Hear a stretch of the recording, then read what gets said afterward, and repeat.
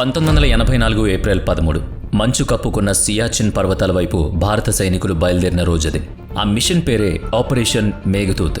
వేలాది కిలోమీటర్ల ఎత్తులో మన సైనికులు ఈ ఆపరేషన్ను ఎగ్జిక్యూట్ చేశారు. అక్కడ మనుషులు, జంతువులు, కనీసం చెట్లు కూడా ఉండవు. తెల్లటి మంచుపై సూర్యరశ్మి పడి రిఫ్లెక్ట్ అవడం వల్ల ఎక్కువసేపు ఆ మంచును చూస్తే కళ్ళు పాడయ్యే ప్రమాదం కూడా ఉంది. అక్కడ పోరాటం పక్కన పెడితే కనీసం శ్వాస తీసుకోవడం కూడా చాలా కష్టం. ఎత్తు కారణంగా టెంపరేచర్ -70 వరకు పడిపోతుంది. ఎముకలు కొరికే ఆ చలిలో, ఆ కఠినమైన పరిస్థితుల్లో కూడా భారత వీరులు వెనక్కి తగ్గలేదు. తమ లక్ష్యాన్ని చేరుకోవడానికి ధైర్యంగా ముందుకు సాగారు. ఆ సమయంలో మన సైనికుల ముందు ఎలాంటి శత్రువు లేడు. కానీ సియాచిన్ డిఫికల్ట్ టెరిటరీ. అక్కడ వెదర్ కండిషన్స్ వాళ్ళకి అసలైన శత్రువు. అయినా సరే తమపై తమకున్న నమ్మకంతో సైనికులు ముందుకు వెళుతున్నారు. అసలు సియాచిన్, ఇండియా, పాకిస్తాన్ 2 దేశాలకు ఎందుకంత ఇంపార్టెంట్? ఇది తెలుసుకునే ముందు ఈ గ్లేసియర్ గురించి తెలుసుకోవడం చాలా ముఖ్యం. సియాచిన్ అనేది ట్రాన్స్ హిమాలయన్ రేంజ్లోని ఈస్టర్న్ కారాకోరంలో ఉన్న ఒక గ్లేసియర్. ఇది పాయింట్ NJ9842కు నార్త్ ఈస్ట్లో ఉంటుంది. ఇండియా, పాకిస్తాన్ మధ్య లైన్ ఆఫ్ కంట్రోల్ ఇక్కడే ముగుస్తుంది. 76 కిలోమీటర్ల పొడవున్న సియాచిన్ గ్లేసియర్ కారాకోరంలో లాంగెస్ట్ గ్లేసియర్. అలాగే నాన్ పోలార్ ఏరియాస్లో చూసుకుంటే ప్రపంచంలోనే సెకండ్ లాంగెస్ట్ గ్లేసియర్గా దీనికి పేరుంది. దీని నార్త్ మోస్ట్ పాయింట్ను ఇందిరాకాల్ అని అంటారు. వాస్తవానికి ఇది సీ లెవెల్ నుంచి సుమారుగా 18,911 ఫీట్ల ఎత్తులో ఉంటుంది. దీని లోయెస్ట్ పాయింట్ 11,000 ఫీట్ల ఎత్తులో ఉంటే హైయెస్ట్ మ్యాన్ పోస్ట్ 22,000 ఫీట్ల ఎత్తులో ఉంటుంది. సియాచిన్ గ్లేసియర్కు ప్రపంచంలోనే highest and coldest battle field అని పేరుంది. దీన్ని వెస్ట్లో సాల్టోరో రిడ్జ్, ఈస్ట్లో కారాకోరన్ రేంజ్ అని అంటారు. సియాచిన్ భారతదేశానికి చాలా విధాలుగా ఇంపార్టెంట్. ఈ లొకేషన్ స్ట్రాటజిక్ ఇంపార్టెన్స్ చూస్తే ఇండియా ఆపరేషన్ మేఘదూత్ను లాంచ్ చేసింది. సెంట్రల్ ఆసియాలో ఈ గ్లేసియర్ ఒక ఇంపార్టెంట్ పాత్ర పోషిస్తుంది. కానీ ఇండియా, పాకిస్తాన్ మధ్య దీని ఇంపార్టెన్స్ దాని బౌండరీ వల్లే ఉంటుంది. సెంట్రల్ ఆసియాను ఇండియన్ సబ్ కాంటినెంట్ నుంచి ఇది వేరు చేస్తుందన్నమాట. దీనికి ఒకవైపు పాకిస్తాన్ బార్డర్, మరోవైపు చైనా బార్డర్ ఉన్నాయి. ఒకవేళ పాకిస్తాన్ సియాచిన్ను క్యాప్చర్ చేస్తే వారికి చైనాతో డైరెక్ట్ కనెక్టివిటీ ఉంటుంది. దాంతో లడాక్ రీజియన్, లేహ్ శ్రీనగర్ హైవే పైన పాకిస్తాన్ నిఘా పెడుతుంది. ఇది ఇండియాకు ఏమాత్రం మంచిది కాదు. కార్గిల్ వార్ సమయంలో పాకిస్తాన్ సైనికులు చొరబడి కొన్ని స్ట్రాటజిక్ పీక్స్ను క్యాప్చర్ చేసినప్పుడు దీని ఇంపాక్ట్ మనకు కనిపించింది. 2020 జనవరిలో అప్పటి army chief general Manoj Mukund Naravane Siachen గురించి ఒక మాట చెప్పారు. చైనా, పాకిస్తాన్ ఇద్దరూ కలిసి ఇండియాపై అటాక్ చేయడానికి అవకాశం ఉన్న ప్లేస్ ఇదే అని ఆయన అన్నారు. 2020లో ఈస్టర్న్ లడాఖ్లో చైనాతో జరిగిన clashes, line of actual control దగ్గర ఉన్న టెన్షన్స్ అన్నీ కూడా సియాచిన్ ఇంపార్టెన్స్ను మరింత పెంచాయి. పాకిస్తాన్, చైనా మధ్య సియాచిన్ గ్లేసియర్ ఇండియాకు ఒక స్ట్రాంగ్ బ్యారియర్గా నిలబడింది. సాల్టోరో రిడ్జ్ అనేది ఈ 2 దేశాల మధ్య ఒక డివిజన్లా పనిచేస్తుంది. పాకిస్తాన్ ఆక్యుపైడ్ కాశ్మీర్ చైనాతో డైరెక్ట్గా కలవకుండా ఇది ఆపుతుంది.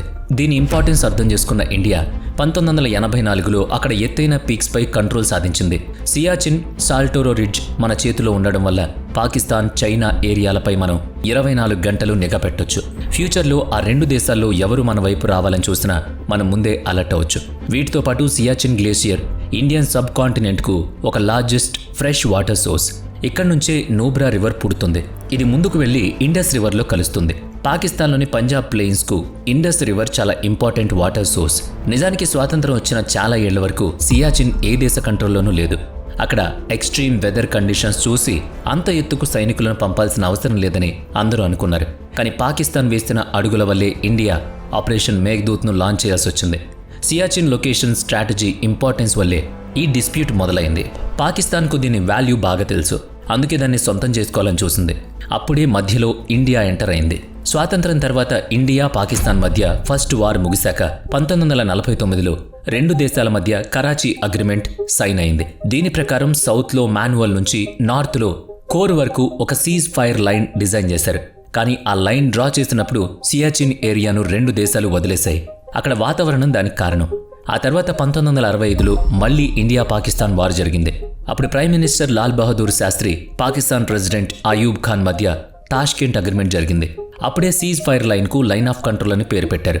సియాచిన్ ఏరియాను నో మ్యాన్స్ ల్యాండ్ అన్నారు. 1971 వార్ తర్వాత 1972 జూలై 2న 2 దేశాల మధ్య సిమ్లా అగ్రిమెంట్ సైన్ అయింది. అప్పుడు కూడా నార్త్లో పాయింట్ NJ9842 వరకే బౌండరీ ఫిక్స్ చేశారు. ఆ తర్వాత ఉన్న సియాచిన్ గ్లేషియర్ను ఎవరి మ్యాప్లో చూపించకుండా అన్మార్క్ చేసి వదిలేశారు. కానీ India 1947 accession agreement 1949 Karachi agreement ఆధారంగా సియాచిన్ను తనదిగా క్లెయిమ్ చేసింది. NJ 9842 నుంచి నార్త్ వైపు గ్లేషియర్ వరకు అది తనదే అని ఇండియా చెప్పింది. కానీ పాకిస్తాన్ దాన్ని వాళ్ళకి అనుకూలంగా మార్చుకుని సియాచిన్ నుంచి నార్త్ ఈస్ట్ వైపు అంతా మనది అంది. వాళ్ళ బౌండరీ కేవలం పాయింట్ NJ 9842 దగ్గర ముగిసిందని, చైనా బౌండరీ దగ్గర ఉన్న కారాకోరం పాస్ వరకు వెళుతుందని పాకిస్తాన్ ఎన్నోసార్లు వాదించింది. ఇండియా దీనికి ఒప్పుకోలేదు. ఆ ఏరియా ఖాళీగా ఉందని, సాల్టోరో రిడ్జ్ వరకే పాకిస్తాన్ బౌండరీ అని ఇండియా నమ్మింది. ఎన్నో ఏళ్లుగా ఈ సమస్య సాల్వ్ కాలేదు. కానీ అప్పుడే ఇండియాను షాక్ చేసే ఒక విషయం జరిగింది. పాకిస్తాన్ ఎప్పటికైనా సియాచిన్ను సొంతం చేసుకోవాలని చూసింది. అందుకే 1970, 1980 టైంలో ఒక ప్లాన్ వేసింది. ఇంటర్నేషనల్ మౌంటైనరీస్కు సియాచిన్ పీక్స్ ఎక్కడానికి పర్మిషన్ ఇవ్వడం మొదలుపెట్టింది. ఇలా పర్మిషన్స్ ఇస్తూ పోతే ఆ అన్క్లైమ్డ్ ఏరియా ఆటోమేటిక్గా వాళ్ళ కంట్రోల్లోకి వస్తుందని వాళ్ళ ఆలోచన. ఇది గమనించిన ఇండియా వెంటనే అలర్ట్ అయింది. పాకిస్తాన్ యాక్షన్కు కౌంటర్గా 1978లో ఒక స్ట్రాంగ్ మిలిటరీ మౌంటైనరింగ్ ఎక్స్పెడిషన్ను ప్లాన్ చేసింది. సియాచిన్ గ్లేషియర్కు ఈస్ట్ వెస్ట్ సైడ్స్లో ఉన్న పీక్స్ ఎక్కడం స్టార్ట్ చేసింది. ఈ రెస్పాన్సిబిలిటీని ఇండియా ఆర్మీలోని famous mountaineer colonel Narendra Kumar తీసుకున్నారు. ఈ మిషన్లో సాల్టోరో కాంగ్రీ, ఇందిరా కాల్, అప్సరాస్ కాంగ్రీ పీక్స్ను క్లైమ్ చేశారు. అప్పట్నుంచి ఇండియన్ ఆర్మీ తన సైనికులను సియాచిన్ ఏరియాలో లాంగ్ రేంజ్ పెట్రోలింగ్ కోసం పంపడం మొదలుపెట్టింది. అప్పుడే కల్నల్ నరేంద్ర ఒక మ్యాప్లో ఒక పెద్ద తప్పును నోట్ చేశారు. దాని తర్వాత కేవలం పెట్రోలింగ్ చేస్తే సరిపోదని, కఠిన నిర్ణయాలు తీసుకోవాల్సిన సమయం వచ్చిందని ఇండియాకు అర్థమైంది. 1977లో కొంతమంది జర్మన్ మౌంటైనరీస్ సాల్టోరో రేంజ్ ఎక్కడానికి ఇండియా దగ్గర పర్మిషన్ కోసం వచ్చారు. వాస్తవానికి పాకిస్తాన్ వైపు నుంచి దారి ఈజీగా ఉంటుంది, ఇండియా వైపు నుంచి కష్టం. అయినా ఒక ఛాలెంజ్ కోసం వాళ్ళు ఇండియా వైపు నుంచి వస్తామన్నారు. కల్నల్ నరేంద్ర వాళ్ళ దగ్గర ఉన్న మ్యాప్ చూసి షాక్ అయ్యారు. ఆ మ్యాప్లో సియాచిన్ గ్లేషియర్ పాకిస్తాన్లో ఉన్నట్లు చూపించారు. వెంటనే ఆయన ఆ మ్యాప్ను వాళ్ళ దగ్గర కొనుగోలు చేసి లెఫ్టినెంట్ జనరల్ ML చిబ్బర్కు ఈ విషయం చెప్పారు. ఉన్నతాధికారులు పాత మ్యాప్ అన్ని స్టడీ చేశారు.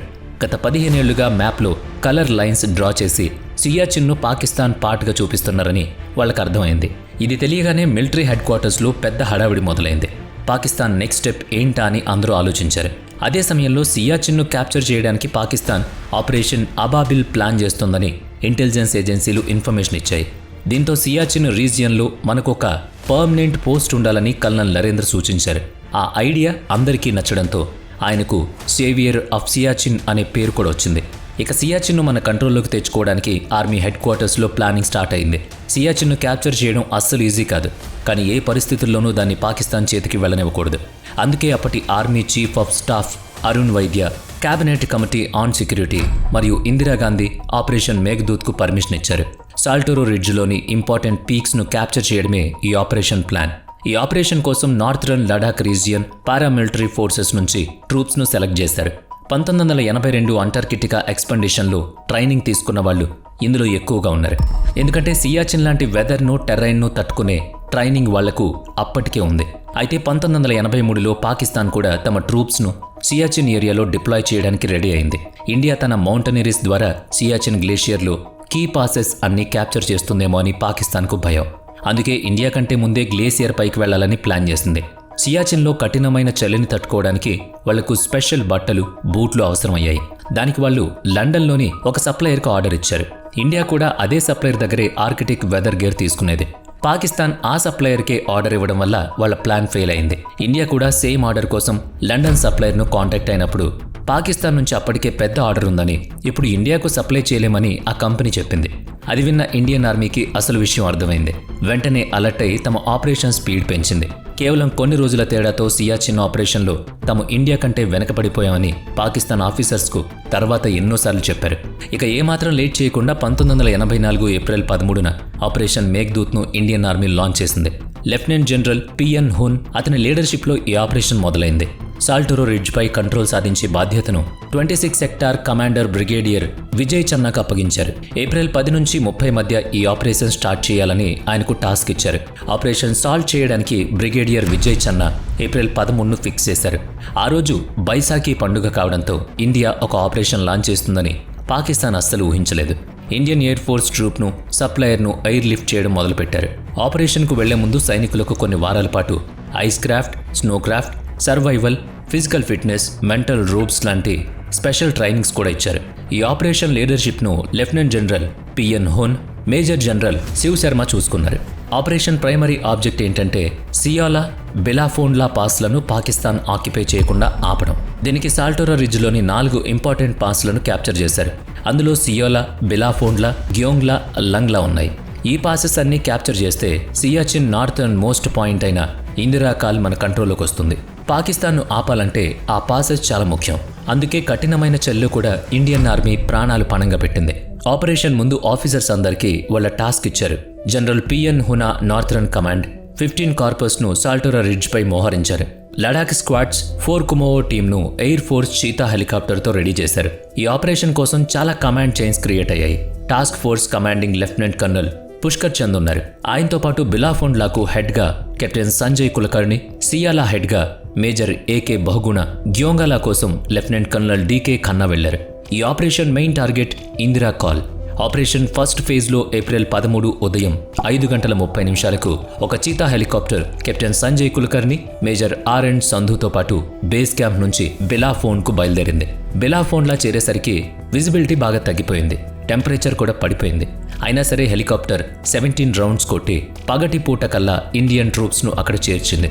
ఎయిర్ ఫోర్స్కు చెందిన 1L-76 AN-32, MI-1, MI-8 Chetak హెలికాప్టర్లు కూడా ఈ ఆపరేషన్లో పాల్గొన్నాయి. బిలాఫోన్ల దగ్గర 27 మంది సైనికులు దిగిన కేవలం 3 గంటల్లోనే ఒక ఇండియన్ సైనికుడు హై ఆల్టిట్యూడ్ పల్మనరీ ఎడిమా బారిన పడ్డాడు. అతను ఒక రేడియో ఆపరేటర్. అతను సిక్ అవడంతో బిలాఫోన్లా చేరుకున్న కెప్టెన్ కులకర్ణి టీంకు బయట ప్రపంచానికి మధ్య కమ్యూనికేషన్ పూర్తిగా కట్ అయింది. దానికి ప్రధాన కారణం ఒక భయంకరమైన మంచు తుఫాన్. వరుసగా 3 రోజుల పాటు ఆ తుఫాన్తో పోరాడిన తర్వాత 16th ఏప్రిల్ మన సైనికులకు కొన్ని మెడిసిన్స్, సహాయక సామాగ్రి పంపారు. అయితే అప్పటికి ఒక సైనికుడు ఫ్రాస్ట్ బ్రెయిన్ బారిన పడ్డాడు. ఆ మంచును తుఫాన్ను ఎదుర్కొంటూనే 15 ఏప్రిల్ నాటికి సైనికులంతా బిలాఫోన్ల మీద కొన్ని క్యాంప్స్ ఏర్పాటు చేసుకున్నారు. ఆ తర్వాత 17 ఏప్రిల్న 5 చీతా, 2 MI-8 హెలికాప్టర్స్ సియాలా కోసం ఏకంగా 32 రౌండ్లు తిరిగాయి. ఫైనల్గా బిలాఫోన్ల సియాలా పీక్స్ మీద మన జాతీయ జెండా రెపరెపలాడింది. 17 ఏప్రిల్ కల్లా దాదాపుగా 300 ఇండియన్ ట్రూప్స్ సియాచిన్లోని చాలా పాసెస్ను, పీక్స్ను క్యాప్చర్ చేశాయి. ఇంకోవైపు లెఫ్టినెంట్ కర్నల్ డీకే ఖన్నా 19 కుమోవోన్ బెటాలియన్తో కలిసి గ్యోంగా వైపు తమ ఆపరేషన్ మొదలుపెట్టారు. గ్యోంగ్లా అనేది సాల్టోరా రిడ్జ్లోనే ఎత్తైన ప్రమాదకరమైన పీక్. దాన్ని క్యాప్చర్ చేయడం అంత ఈజీ అయితే కాదు. అందుకే వాళ్ళు చాలా నెమ్మదిగా ముందుకు వెళ్లారు. తమ ఆత్మవిశ్వాసం కృషితో వాళ్ళు తమ గోల్ వైపు కదిలారు. జూన్ ఫస్ట్ వీక్ కల్లా గ్యోంగ్యాలాను క్యాప్చర్ చేయొచ్చని మన సైనికులు భావించారు. కానీ 17 ఏప్రిల్న పాకిస్తాన్ ఆర్మీ కూడా సియాచిన్పై ఎక్కడం మొదలుపెట్టింది. దాంతో మన ట్రూప్స్ వాళ్ళ కంటపడడం స్టార్ట్ అయింది. నిజానికి మన సైనికులు రేడియో వాడడం వల్ల పాకిస్తాన్కు మన వాళ్ళ గురించి ముందే తెలిసింది. చలి కారణంగా మన జవాన్ ఒకరు చనిపోయినప్పుడు అతని డెడ్ బాడీని గౌరవించి కిందికి పంపాలనుకున్నారు. దానికోసం ఆర్మీ హెడ్ క్వార్టర్స్ను కాంటాక్ట్ చేయడానికి ట్రూప్స్ రేడియో వాడాయి. అలా చేస్తే పాకిస్తాన్ వాళ్లకు తమ లొకేషన్ తెలిసిపోతుందని సైనికులకు తెలుసు. అయినా ఆ టైంలో తమ తోటి సైనికుడి కోసం వాళ్ళ రిస్క్ తీసుకున్నారు. మన సైనికులు భయపడినట్టే జరిగింది. పాకిస్తాన్కు మన మూవ్మెంట్ గురించి అర్థమైంది. సాల్టోరా రిడ్జ్తో పాటు బిలాఫోన్లాకు ఆక్యుపై చేయడానికి వాళ్ళొక ఫోర్స్ను రెడీ చేశారు. ఆపరేషన్ అబీబుల్ కింద రెడీ చేసిన ఆ టీం పేరు బుర్జల్ ఫోర్స్. ఇండియాపై అటాక్ చేయడానికి వాళ్ళు 23 జూన్ నుంచి ఫిక్స్ అయ్యారు. ఆ రోజు ఉదయం 5:30 ప్రాంతంలో పాకిస్తాన్ మన సైనికులపై అటాక్ చేసింది. బిలాఫోన్లా నుంచి ఈ అటాక్ మొదలైంది. అప్పటికే అక్కడ కెప్టెన్ కులకర్ణి టీం స్ట్రాంగ్గా సెట్ అయింది. అక్కడ మన వాళ్ళు ఎన్నో క్యాంప్స్ క్రియేట్ చేసుకున్నారు. వాటి సాయంతో ఆ ఏరియా మొత్తం మన సైనికుల కంట్రోల్లోకి వచ్చింది. దగ్గరలో ఉన్న ఒక పీక్ మీద ఒక్కో సైనికుడిని కొన్ని గంటల పాటు కాపలా కోసం ఉంచేవాళ్ళు. చుట్టుపక్కల ఏం జరుగుతుందో గమనించడం వాళ్ళ డ్యూటీ. పాకిస్తాన్ అటాక్ చేసిన రోజున లాన్స్ నాయక్ చంచల్ సింగ్ అక్కడ డ్యూటీలో ఉన్నారు. బిలాఫోన్లా కింద పాకిస్తాన్ సైనికుల కదలికలను ఆయన సడన్గా గమనించారు. వెంటనే ఆ అటాక్ గురించి కెప్టెన్ సంజయ్ కులకర్ణికి ఇన్ఫర్మేషన్ వెళ్ళింది. ఆ అలర్ట్ రాగానే మన సైనికులంతా తమ పొజిషన్స్ తీసుకున్నారు. శత్రువులను ఎదుర్కోవడానికి రెడీ అయ్యారు. కానీ పాకిస్తాన్ ఫైరింగ్ చాలా తీవ్రంగా ప్రమాదకరంగా ఉంది. ఆ ఫైరింగ్లోనే ఒక పాకిస్తాన్ సైనికుడు లాన్స్ నాయక్ చంచల్ సింగ్ పై కాల్పులు జరిపాడు. బుల్లెట్ తగలగానే ఆయన ఆన్ ది స్పాట్ వీరమరణం పొందాడు. తమ కళ్ళెదుటే తోటి సైనికులు ప్రాణాలు కోల్పోవడం చూసి మన సైనికులకు రక్తం మరిగింది. పాకిస్తాన్ వాళ్లకు గట్టి బుద్ధి చెప్పాలని వాళ్ళు డిసైడ్ అయ్యారు. చంచల్ సింగ్ను ఎవరు కాల్చారో చూసి మన సైనికుడు ఒకరు ఆ పాకిస్తానీ తలకి బుల్లెట్ దింపేశాడు. ఆ ఎత్తులో ఉన్న సియాచిన్ మీద కొద్దిసేపు భీకరమైన కాల్పులు జరిగాయి. కానీ ఈ ఫైరింగ్లో పాకిస్తాన్ దారుణంగా ఓడిపోయింది. ఈ అటాక్లో పాకిస్తాన్ వైపు 26 మంది సైనికులు చనిపోయారు. మన వైపు కేవలం ఒక్క జవాన్ మాత్రమే అమరుడయ్యాడు. అక్కడ ఓడిపోయిన పాకిస్తాన్ ఊరుకోలేదు. మళ్లీ జూన్లోనే మన సైనికులపై అటాక్ చేసింది.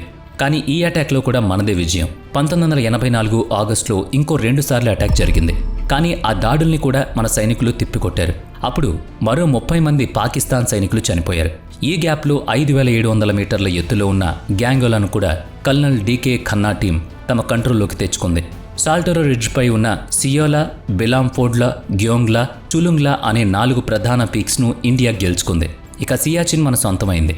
సియాచిన్పై మన కంట్రోల్ సాధించడం ఇండియాకు అంత ఈజీగా జరగలేదు కదా. ఇక్కడ మనకు అసలైన శత్రువు పాకిస్తాన్ కాదు, అక్కడ వాతావరణం. మీరు నేను ఆ చలిని ఒక్క క్షణం కూడా తట్టుకోలేం. కానీ తమ ధైర్యం, పోరాట పటిమతో ఇండియన్ ఆర్మీ సియాచిన్పై మన దేశ జెండాను ఎగరేసింది.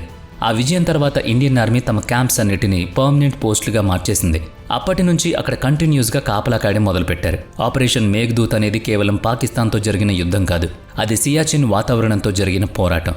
శత్రువుల బుల్లెట్ల కంటే అక్కడ చలికే మన జవాన్లు ఎక్కువగా అమరులయ్యారు. 1987లో పాకిస్తాన్ ఆర్మీకి చెందిన బ్రిగేడియర్ జనరల్ పర్వేజ్ ముషర్రఫ్ కాయిద్ పోస్ట్ను మళ్లీ ఆక్యుపై చేయాలని చూశాడు. దానికోసం ఆపరేషన్ కాయిదత్ పేరుతో దాళ్లు మొదలయ్యాయి. కానీ ఈసారి కూడా ఇండియన్ సైనికులు ఆపరేషన్ వజ్రశక్తితో వాళ్లకు గట్టి బుద్ధి చెప్పారు. ఇక కథ అక్కడితో ఆగిపోలేదు. 1995లో బ్యాటిల్ ఆఫ్ తాక్షా పోస్ట్ జరిగింది. సాల్టోరో డిఫెన్స్ లైన్లోని సదరన్ బార్డర్స్లో ఉన్న తాక్షా పోస్ట్ మీద పాకిస్తాన్ ఈసారి అటాక్ చేసింది. కానీ ఈ పోరాటంలో కూడా వాళ్ళు ఓడిపోయారు. ఈ ఆపరేషన్స్ అన్నీ ముగిసిన తర్వాత కూడా సియాచిన్లో మనల్ని ఓడించడానికి పాకిస్తాన్ ఎన్నోసార్లు ట్రై చేసింది. కానీ వాళ్లకు ఒక్క ఛాన్స్ కూడా దొరకలేదు. ప్రతిసారి ఓటమి తప్ప కొత్త దారి దొరకడం లేదు వాళ్లకు. ఆపరేషన్ మేఘదూత్ ద్వారా పాకిస్తాన్ ఆక్యుపై చేయాలనుకున్న ఏరియాను ఇండియా తమ ఆధీనంలోకి తీసుకుంది. దాని రిజల్ట్ ఏంటంటే ఈరోజు సియాచిన్ గ్లేసియర్కు సంబంధించిన 76 కిలోమీటర్లు, 2500 స్క్వేర్ కిలోమీటర్ల ఏరియా పూర్తిగా భారత్ కంట్రోల్లో ఉంది. సియాచిన్ మీద ఎప్పుడూ కంట్రోల్ మెయింటైన్ చేయడం అంత ఈజీ కాదు.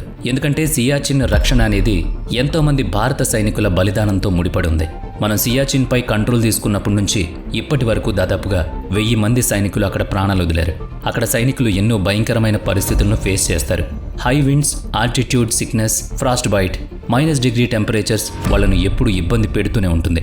అయినా సరే మన సరిహద్దు కోసం, మన దేశం కోసం, మన కోసం ఇంత కఠిన వాతావరణాన్ని తట్టుకుంటూ పోరాడుతున్న ఆ సైనికులకు ఒక్క లైక్ వేసుకోవడంలో తప్పలేదు కదా. జై హింద్, జై భారత్, జై జవాన్. వీడియో నచ్చితే లైక్ చేయండి, షేర్ చేయండి. ఇప్పటి వరకు మన ఛానల్ని సబ్స్క్రైబ్ చేయనట్లయితే ఇప్పుడే సబ్స్క్రైబ్ చేసుకుని పక్కనే ఉన్న బెల్ ఐకాన్పై క్లిక్ చేయండి. నెక్స్ట్ వీడియోలో మళ్ళీ కలుద్దాం. Thanks for watching.